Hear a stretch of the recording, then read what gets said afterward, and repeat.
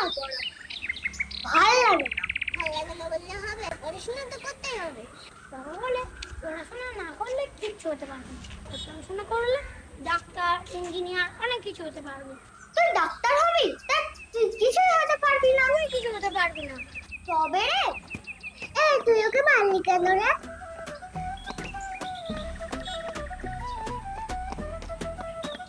আরে তোরা থাম।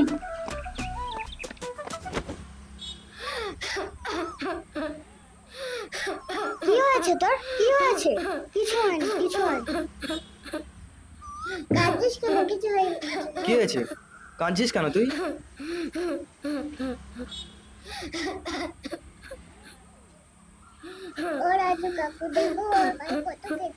আচ্ছা, তোরা দুজন মিলে একটা কাজ করতো, সামনেই দাদুর দোকান আছে, একটা ব্যান্ডেজ নিয়ে আয় তো দুজন মিলে।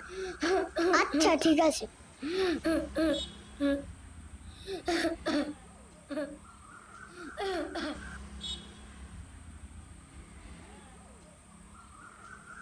ও দাদু, দাদু একটা ব্যান্ডেজ দাও তো। পয়সা এনেছিস?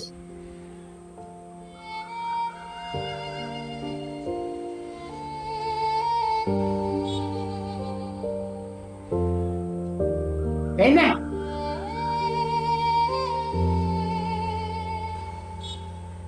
কিছু হয়নি, কিছু হয়নি, ওরা এক্ষুনি চলে আসবে ব্যান্ডেজ নিয়ে। দাদুটা খুলে নাও।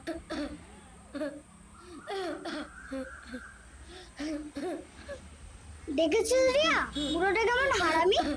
হ্যাঁ ঠিক বলেছিস। ওই কালকে স্কুল থেকে ফেরার পথে ওই বুড়োর দোকানে একটা ঢিল মেরে পালিয়ে যাবে।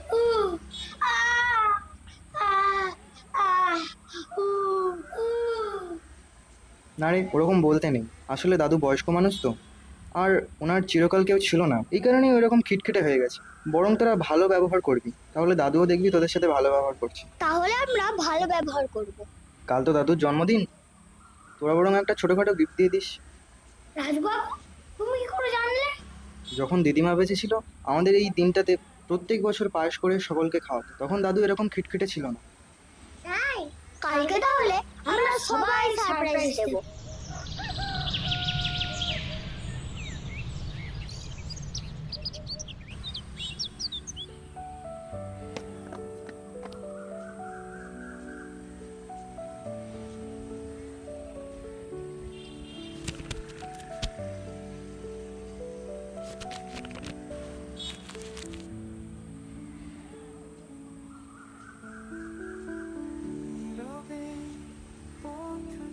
দাদু তুমি ভালো থাক। কে বলেছে তোমার কেউ নেই?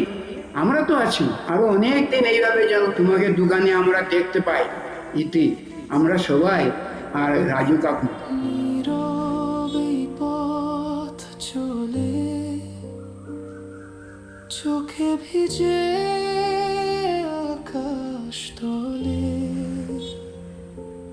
ভালোবাসা হারিয়ে গেছে, মনটা শুধু আয়। কাঁদে নীরবে।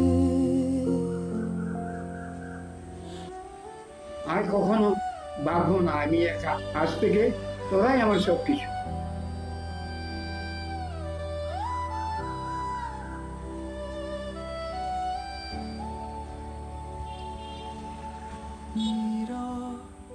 এই পথ চলে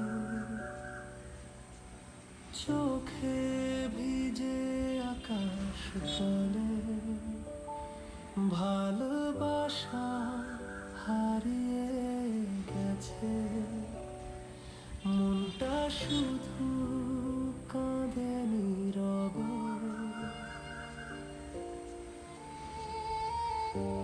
সব রাজুদা 30 টাকার পকেট পাওয়াটা বেচে না রে, কিছু রাজুদা মানুষের মনে ভালোবাসাও তৈরি করে।